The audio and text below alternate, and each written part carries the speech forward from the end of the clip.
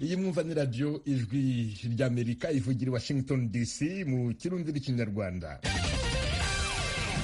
Mu Rwanda mutwumvira kuri FM 104.3 no kuri FM 88.3, naho mu Burundi turi ku mirongo migufi ya shortwave kuri metero 19 na 22 muri kumwe na Veniste Nshimiyimana. Dore ingingo nkuru twabateguriye. Urubanza rwahoze ari perezida wa leta zunze ubumwe za Amerika Donald Trump ruratangira uyu munsi muri Sena, nibwo bwa mbere bibaye ku mukuru w'igihugu utakiri ku mirimo ye. Mu Burundi ishyirahamwe Roots and Shoot ryiyemeje kubungabunga ibidukikije, rifite umugambi wo gutera ibiti 1,200,000 muri uyu mwaka. Mu ntara ya Makamba zotera ibiti bikwira 600,000. Mu Rumonge zotera ibiti 100. Mu ntara ya Karusi twateye ibiti 50,000. Mu Kirundo zotera ibiti birenga 100,000. Ni Nteretse David, umuhuzabikorwa mu rwego rw'igihugu, niwe mutumire w'iwanyu mu ntara. Minisitiri w'intebe wa Sudan Abdallah Hamdok yari yatangaje leta nshya igizwe n'abaminisitiri 25, barindwi muri bo bahoze bayoboye imitwe yirwanya ubutegetsi. Jibril Ibrahim uyoboye Mouvement pour la Justice et l'Égalité muri Darfur yagizwe minisitiri w'imari. Ayo makuru kimwe n'andi avugwa hirya no hino ku isi ni mu kanya, mugume ku maradiyo yanyu. Duhere ku makuru avugwa hirya no hino ku isi, mwateguriwe kandi mugezwaho na mugenzi wacu Aloyize Bigirimana. Akanama ka ONU kajejwe amahoro n'umutekano ku isi karakorana kuri uyu wa kabiri kugira kige ikibazo ca politike gihanze Somalia. Ni nyuma yaho abanyepolitike batavuga rumwe n'ubutegetsi bavugiye ko perezida ari ku butegetsi atavyemerewe n'amategeko gushika ubu. Amakuru ava mu badiplomate ba ONU avuga ko iyo nama iba mu mwiherero yasabwe n'Ubwongereza busanzwe burongoye ku kanama uyu mwaka. Perezida wa Somalia Mohamed Abdullahi Mohamed, azwi ku itazirano rya Farmajo, yahuye n'ikibazo c'ubutegetsi ejo ku musi wa mbere igihe ikiringo ciwe gihereye, kandi atanzira yategekanijwe igana ku matora. Urunani rw'imigambwe itavuga rumwe n'ubutegetsi rwatangaje ko rutacemera ubutegetsi bwiwe. Umuvugizi wa ONU Stefan Dujarric yavuze ko hakiri akaryo kuko abategetsi ba Somalia baja hamwe bakarondera umuti wa politike uzoshigikira inzego z'igihugu bakoreye barushe kugira ntizisenyuke. Abanyepolitike batavuga rumwe n'ubutegetsi bwa Haiti baragenye umukuru w'igihugu wabo wo ku ruhande mu ntumbero yo gukura perezida Jovenel Moise ku butegetsi, bavuga ko manda yiwe yarangiye. Uruhagarara rwa politike rwadutse ku munsi w'Imana igihe abategetsi bavugiye ko baburijemwo abashatse kwica umukuru w'igihugu no kumukura biciye muri kudeta. Moise arangije umwaka arongoye igihugu, ariko hari aho ububasha bwiwe bugarukira, kandi avuga ko azoguma ku butegetsi gushika ku itariki 7 ukwezi kwa kabiri umwaka w'2022. Umunyamabanga mukuru wa ONU Antonio Guterres avuga ko ariko akurikiranira hafi n'umwitwarariko ibibera muri Haiti, kandi ko ari nkenerwa ko abegwa n'ibibera muri ico gihugu bicara hamwe bakumvikana mu mahoro. Umushikiranganji wa mbere wa Sudani Abdallah Hamdok yatangaje ejo ku munsi wa mbere leta nshasha y'abashikiranganji 25 yinjijemwo 7 bahoze barongoye imigwi irwanya ubutegetsi. Ibi bikurikiye amasezerano y'amahoro bafunditse mu kwezi kw'icumi umwaka uheze agamije kurangiza burundu intambara muri ico gihugu. Hamdok yavuze ko leta yiwe izobandanya gushiraho izindi nzego zumvikanywe ko mu masezerano, harimo gushiraho inama nshingamateka y'imfatakibanza ku itariki ya 25 uku kwezi kwa kabiri. Muri leta z'ubumwe za Amerika, Dr. Anthony Fauci arongoye ikigo gishinzwe indwara zandukira yavuze ejo ku munsi wa mbere ko igisanira ca COVID-19 catanguriye mu Bwongereza kiriko kirarandagata cane ku buryo gishobora kuzokwitwa umugera mu mpera z'ukwezi kwa gatatu muri Amerika. Mu kiganiro yatanze ejo muri White House, Fauci yavuze ko iki gisanira ca COVID kiriko kiriganza muri Amerika kandi gishobora kuzokomera mu ndwi 6 ziri imbere. Fauci ariko yavuze ko hari icizere ko uwo mugera ushobora gutururuzwa imbere y'uko utikiza inganda. Yavuze ko abanyagihugu b'abanyamerika bakwiye kubandanya bicandagisha ku bwinshi no kubandanya bakurikiza amabwirizwa yo kwikingira. Ku bw'ikigo ca Amerika kijejwe kurwanya no gukinga indwara, abanyamerika imiliyoni 32 baramaze gucandagwa incanco za COVID-19 hamwe n'abarenga imiliyoni 9,500 bamaze guhabwa incanco zibiri. Ishiramwe mpuzamakungu ONU hamwe n'abahinga bigenga bavuga ko imwe mu makambi manini ya Al-Hol muri Syria yatewemwo ibitero vya rokete igabwamwo n'ubwicanyi, hafa abantu 18 umwaka ugitangura. Nyinshi muri izo rokete zatewe zagirizwa umuhari w'iterabwoba wa leta ya Kiyisilamu. Ibi bitero muri ikambi yo mu buraruko bushira ubuseruko bwa Syria byarateye ubwoba bw'uko uwo muhari woba ugiye kongera kuvyuka muri ako karere. Abategetsi mu mashirahamwe atanga imfashanyo hamwe n'abashakashatsi bavuga ko iyo kambi ya Al-Hol ibamwo abantu hafi 62,000, benshi ari abagore n'abana. Ejo ku munsi wa mbere umugwi w'abahinga ba ONU mu vy'agateka na muntu barungikiye amakete ibihugu 57 birimwo ibiri mu runani rwa gisirikare rurongowe na Leta z'Ubumwe za Amerika basaba gutahukana bidatevye abanyagihugu bose bagotewe muri iyo kambi.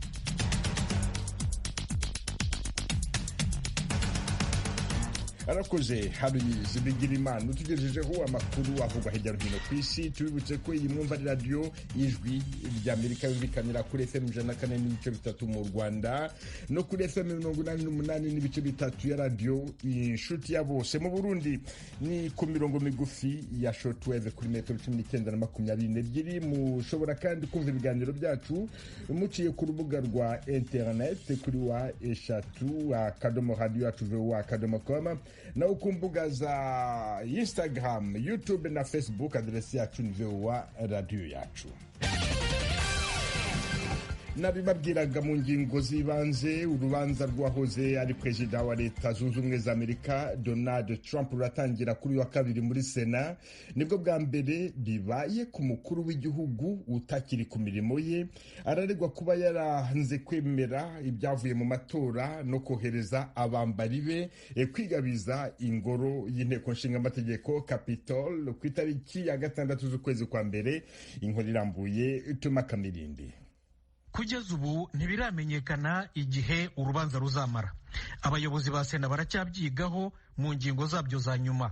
By'umwihariko bagomba kumvikana ku minsi ababuranyi bombi, ni ukuvuga abashinja n'abashinjura, bazakoresha no ku minsi abasenateri bazakenera kugira ngo babaze impande zombi ibibazo bashaka mbere yo gufata umwanzuro wabo wa nyuma.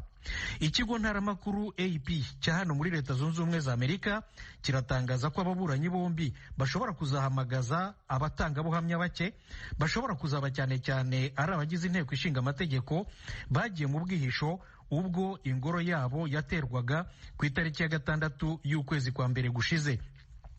Icyo gihe imitwe yombi yari iteranye irimo ibarura bwa nyuma amajwi yavuye mu matora y'umukuru w'igihugu aherutse. Abavoka ba Trump bo babwiye Sena ko we batazamuhamagaza nk'umutangabuhamya. Ku itariki ya 26 y'ukwezi gushize abasenateri barahiriye kuba urukiko rwa rubanda rwitwa jury mu Cyongereza no kuzaca urubanza batabogamye. Bukeye abadepite bari baraye bagejeje ikirego cyabo muri Sena. Sena ntiyahise itangira urubanza kugira ngo ihe abavoka bigenga ba Trump n'abadepite bazaba bashinjacyaha igihe gihagije cyo kwitegura urubanza. Sena kandi yakoresheje iyo minsi ishize kugira ngo ibanze yemeze abategetsi bashya bazafasha President Joe Biden kuyobora igihugu. Urubanza nirumara gutangira, Sena iraba ihindutse urukiko jury maze ihagarike indi mirimo yose ishinzwe y'inteko ishinga amategeko.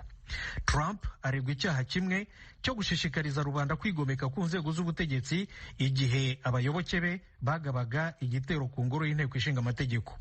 Niwe perezida wa mbere na mbere mu mateka ya Leta Zunze Ubumwe za Amerika abadepite bashyizeho ikirego inshuro ebyiri, ikirego cyitwa impeachment mu Cyongereza, n'uwa mbere ugiye kuburanishwa na Sena yaravuye ku butegetsi. Abavoka ba Trump bemeza ko uru rubanza ari ikinamico rya politiki. Kuri bo abademokarate barashaka kurukoresha kugira ngo bacecekeshe umuntu utavuga rumwe nabo. Mu iburana ryabo bafite umugambi wo kwerekana ko urubanza runyuranyije n'itegeko nshinga kubera ko Trump atakiri ku butegetsi, no kuvuguruza ikirego cy'uko ari we nyirabayazana w'igitero cyo ku ngoro y'inteko ishinga amategeko. Bemeza ko amagambo Trump yabwiye abayoboke be muri mitingi mbere gato y'igitero cyabo ari uburenganzira bwe ahabwa n'itegeko nshinga bwo kugaragaza ibitekerezo bye. Naho abashinjacyaha b'abadepite bavuga ko Trump yatatiye abaturage ba Leta Zunze Ubumwe za Amerika, bakagira bati kwigomeka kuri guverinoma nicyo cyaha gikomeye cyane umukuru w'igihugu yakoreye itegeko nshinga bwa mbere na mbere mu mateka y'igihugu. Bavuga ko agomba kubiryozwa kandi ko nta rwitwazo afite rwo kubihunga. Ese Sena izahamya icyaha Trump? Kugira ngo bishoboke igomba kubyemeza n'amajwi ya 2/3, ni ukuvuga byibura abasenateri 67% bayigize. Muri iki gihe igizwe n'abasenateri 50 b'abarepublikani na 50 b'abademokrate. Kugira ngo rero ihamye icyaha Trump byasaba ko byibura abasenateri b'abarepublikani 17 bifatanya n'abademokrate bose 50. Abahanga benshi barareba bagasanga bidashoboka. Barahera umwe mu basenateri b'abarepublikani aherutse gutanga umwanzuro usaba kuburizamo urubanza, avuga ko runyuranyije n'itegeko nshinga nyine kubera ko Trump atakiri ku butegetsi. Bagenzi be bandi 44 bo mu ishyaka rye batoye kimwe nawe, bemeza ko afite ukuri. Abandi 5 bifatanyije n'abademokrate bose bemeza ko urubanza rugomba kuba. Bivuze ko no mu itora ryo kwemeza icyaha Trump umubare w'abarepublikani byibura 17 ukenewe utazagerwaho. Urubanza ruzaba buri munsi usibye kuwa gatanu no kuwa gatandatu w'iki cyumweru. Koko rero Sena yemeye icyifuzo cy'umwe mu bavoka ba Trump w'umuyahudi wayisabye ko iba ihagaritse iburanisha kugira ngo azabashe kubahiriza umunsi wa Sabato abayahudi bategetsweho kwiyiriza ubusa no kudakora kuva kuwa gatanu kugera kuwa gatandatu. Urubanza ruzasubukurwa ku cyumweru gitaha.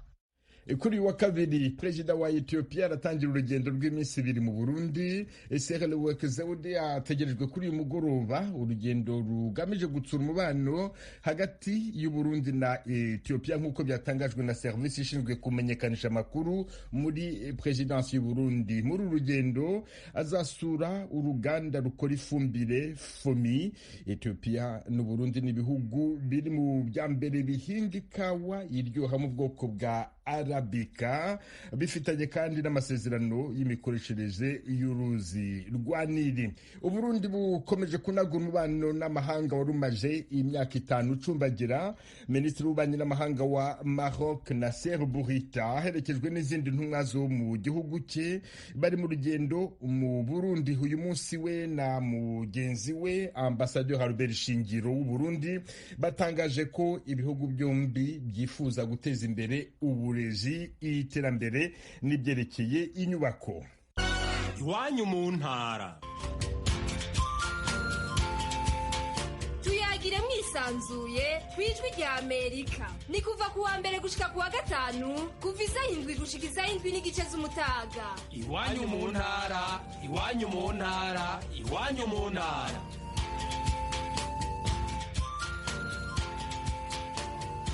Mukomeje kumva ijwi ry'Amerika ivugira i Washington DC mu Kirundi n'Ikinyarwanda. Turi kuwa kabiri nk'uko mubimenyereye, ijwi ry'Amerika ribatembereza mu ntara imwe muri 18 zigize igihugu cy'u Burundi, tugasura umushinga umwe muri myinshi ihari igamije guteza imbere abanyagihugu. Uyu munsi turi mu ntara ya Makamba muri komine Nyanzarake ku mutumba wa Kabondo. Hari ishyirahamwe Roots and Shoot Burundi rigamije guteza imbere ibidukikije. Turaganira n'umuhuzabikorwa waryo mu rwego rw'igihugu n'Interetse David. Ikaze ku ijwi ry'Amerika. Murakoze cyane.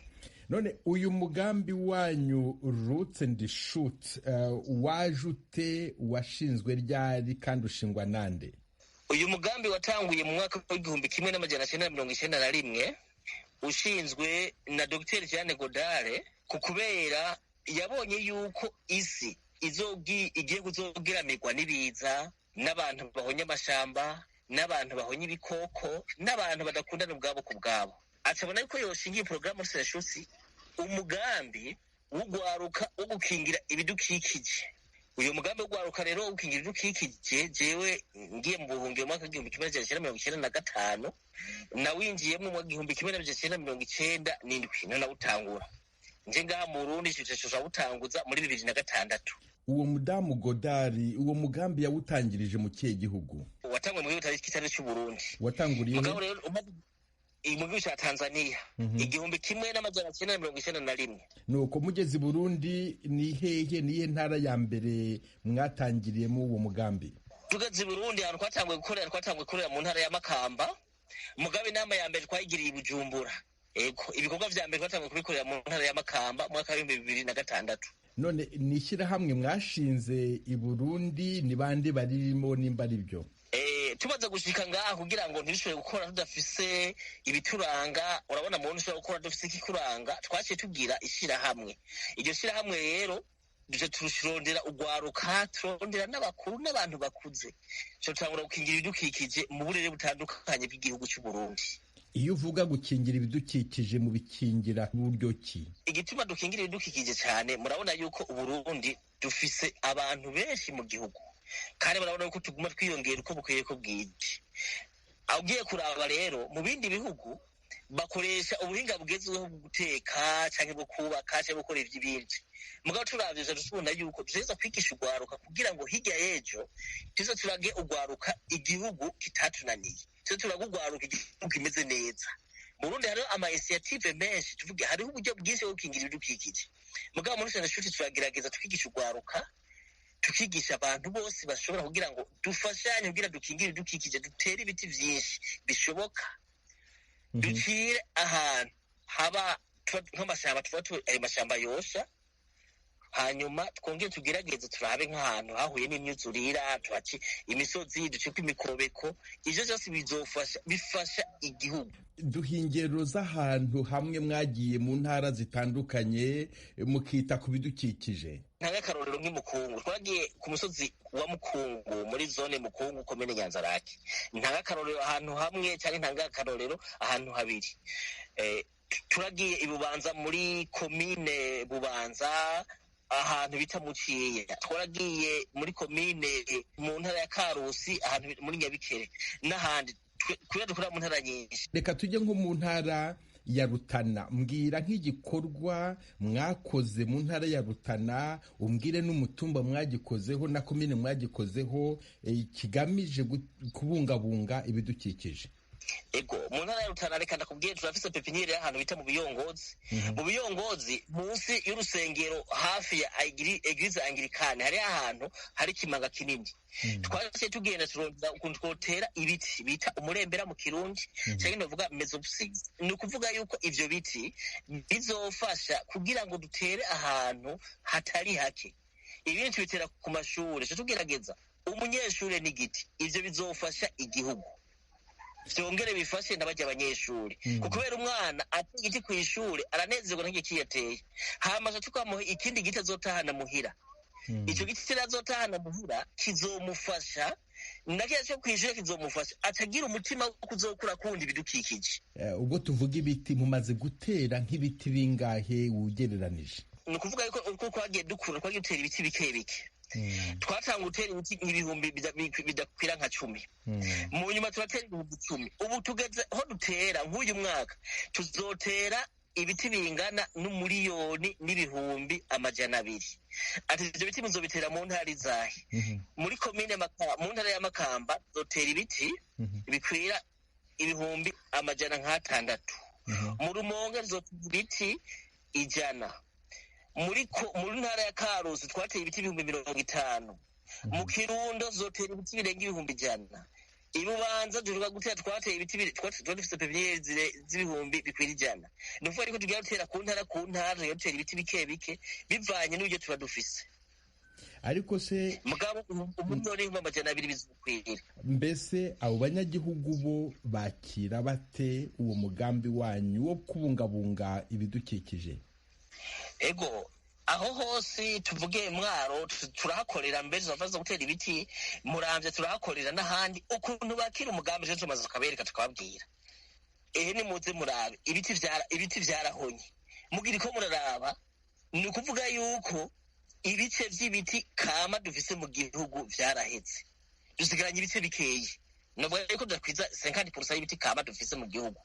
Rero turondera ukuntu twotera ibiti, umunyagihugu afume umunyagihugu atera igiti kimwe, imbere yo guca ibiti kuzoza guca igiti kimwe afatira n'ibiti 5. Tukabereka hirya y'ejo rero tuzohura n'ibiza vyinshi.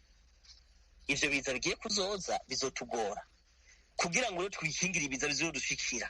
Dutere ibiti mu matongo yacu, dutere ibiti ku mabarabara, dutere ibiti ku mashuri. Hanyuma ahantu hari imisozi hanamye duca imikobeko, kubera imikobeko imvura ikazotera nyinshi, tuzogira ingorane. Abanyagihugu baca bavyumva bati rero mugabo uriko duhanura neza.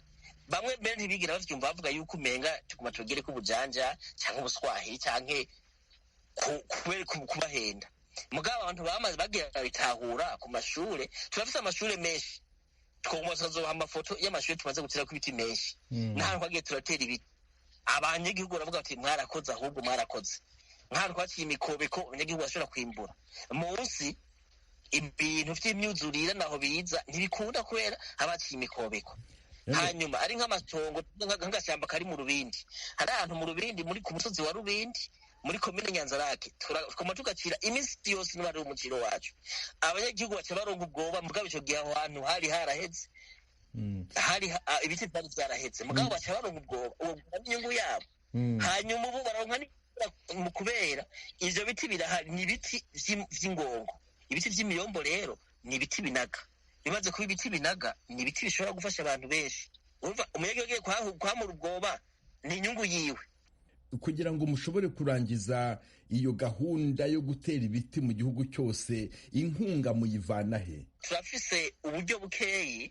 Mu myaka twagiye turakora, twarashyigikiwe na Oxfam Novibe, barugeze kudufasha. N'ubu tuzi ko bazokongera kudufasha gukurikira. Hanyuma abandi hari abantu bagira neza, abagwiza tunga, abanyagihugu biwacu canke amambure iwacu mu mafreda d'adhesion n'ubundi buryo. Hama hatige dushigikirwa n'abantu bo muri protection civile, nko mu kunguruza ibintu. Hanagiye baduha abapolisi, abapolisi badufasha bakaduha imodoka kugira dusombe ibiti vyacu. Abatwara amakomine hanigiye batubwira nk'abatwara amakomine bakadeplasa abantu. Nagomba bavuge nko mu Karusi tuhe tudeplasa abantu, DPA Karusi yaduhaye imodoka yiwe ideplasa abantu bacu. Muri amatwara y'Ikarusi nubwo yaciye afatirwa, mugabo yaraje adushigikira mu bikorwa vyo gutera ibiti. Mvukira zo muri komine Karusi zaradufashije cyane kugira ngo dutere ivyo biti, kuko ivyo biti kora bitetse ku mabarabara, ibindi bicego ku mashure.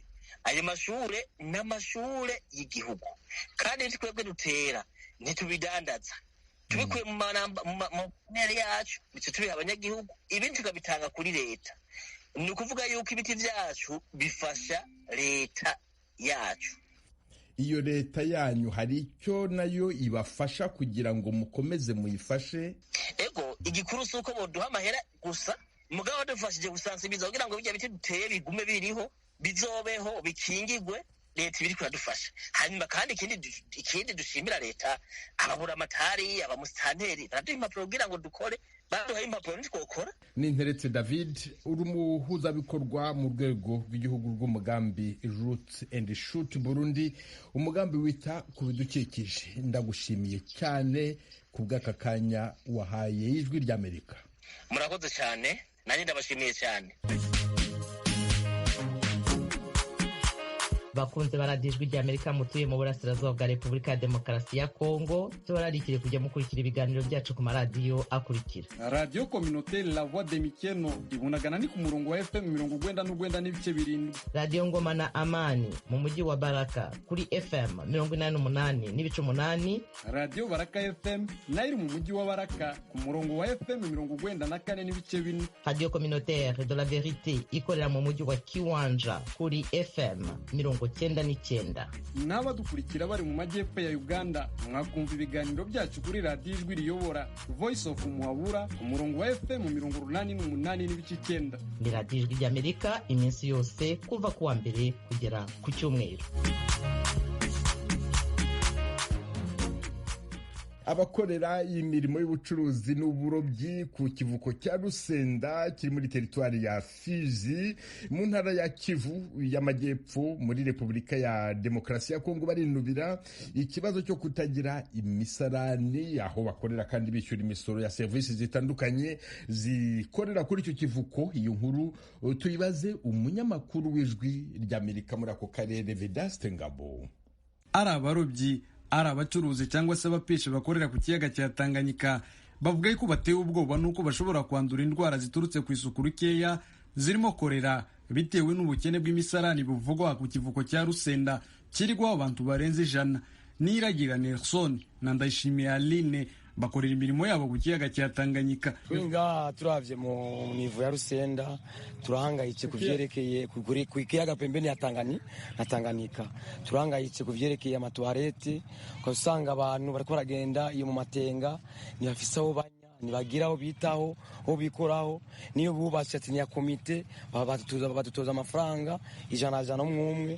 Tubona yuko niyo bubatse katakamara itumariye abantu 100 abantu 200 tugatona ku murongo kandi wese yaruzuye. Yani tubona yuko ari yangwara mbi kurazanira abapesheri pembeni ikiyaga. Ingorane zihari nabo mu mihana mu gisagara nta misarani bafise bajya kunya muri rya wese ya plage canke bakanya mu ishyamba amazi abuze nta mazi ari ngaha mu Rusenda banywa iyo Tanganyika bakongera agatekesha Tanganyika ibyahi niho bamesera icyo ari cyo cyose imicafu ni ngaho muri Tanganyika ugasanga ariko barayanywa bariko barayanatekesha. Ejo bundi hari umuntu yafashwe n'indwara yihengeka muri Tanganyika bajyana kwa muganga agira apfe. Twumvise ngo bagira bubaka amawese twarategereye turahebura ko botuma bubakira basi abantu bo ngaha amawese bakareka kuza bajya kunya mu bwato buri ngaho impande ya Tanganyika kunya mu matenga ahari hose babonye ntusanga amavyi ngaha aha nta suku rihari na ritoya. Nubwo barobyi batangaza yuko badafite imisarani bagaragaza yuko bishura imisoro itandukanye basabwa iyo bageze ku kivuko cya Rusenda. Nkengurikiyimana Eli nawe ni umurobyi maze imyaka 5 akorera ku kivuko cya Rusenda. Dufise ikibazo aho twituma ni impande ya Tanganyika kandi nitwaje dufise iyo ngaho kwitanganyika isa nk'iko yaheze itagirana na controle n'imwe. Niko kuvuga ko umuntu gusabora haja kwituma aho nyene n'abandi bakaja pembene bakituma ni nka namusare tugifise nk'ubu tubangiye. Rero twosaba twebwe nk'abategetsi bakora ngaho kuri Tanganyika boturose undi musarani twebwe abarovyi bakorera kuri ico kiyaga cya Tanganyika. Kubera ari tagisi turatanga umurovyi umubosi imboga zija ari imboga z'abarovyi n'imboga z'ababosi zishikanye mu isoko z'ababosi ziratanga intozeye ziratanga tagisi na zeze umurovyi yakuye pembeni nazo nyine ziratanga tagisi. None natwe boturose iki amatwareti meza nta kindi tusavye ngaho kuri plage ya Rusenda. Gusa abagize komite y'abarobyi ku kivugo cya Rusenda bemeza yuko iki kibazo cy'imisarani gihari ariko bari kugishakira umuti nk'uko bitangazwa na Ndwanyi Claude umujyanama wa komite y'abarobyi mu Rusenda. Ikibazo cy'ima wese turabyiteguriye naho ama wese yuzuye ariko hari umuhinga yatubwiye yuko azuza kubidufashamwo ure turasakoranya uburyo kugira ngo turabe yuko yo bidufashamwo twubaka yandi mawese. Yababwiye ko azabafasha iki? Azodufasha kubaka mugabo tumuha ivyangombwa byose. No muhinga arazi kubaka no mu engineer turasarindiye kwanze turako amazi yogabanuka. Umuyobozi wa sekteri ya Tanganyika ari na ikivuko cya Rusenda giherereyemo Bwana John Mulondani avuga yuko iki kibazo cy'imisarani kivugwa ku kivugo cya Rusenda cyatewe nuko amazi ya Tanganyika yiyongereye asenya imisarani yari hasanzwe kandi ko bigoye kongera kubaka indi misarani muri iki gihe Tanganyika yuzuye. Vedaste Ngabo ku bwa Radio Ijwi ry'Amerika mu Rusenda mu Ntara ya Kivu y'Epfo. Abari ku kivuko cya Nyanza-Lac na Mukungugu mu Burundi mwese ndabasuhuje hamwe na Mokbel ya Baro umfasha kubagezaho aya makuru. Tubashimira kuba mukurikira Ijwi ry'Amerika buri munsi kandi muri benshi. Ilumine Gakuba uri ku Kimironko mu mujyi wa Kigali mu Rwanda nawe tuzi ko uri mu bakunzi b'imena b'Ijwi ry'Amerika. Turagusuhuje mukomeje kugira umunsi mwiza mwari kumwe na Venuste Nshimiyimana.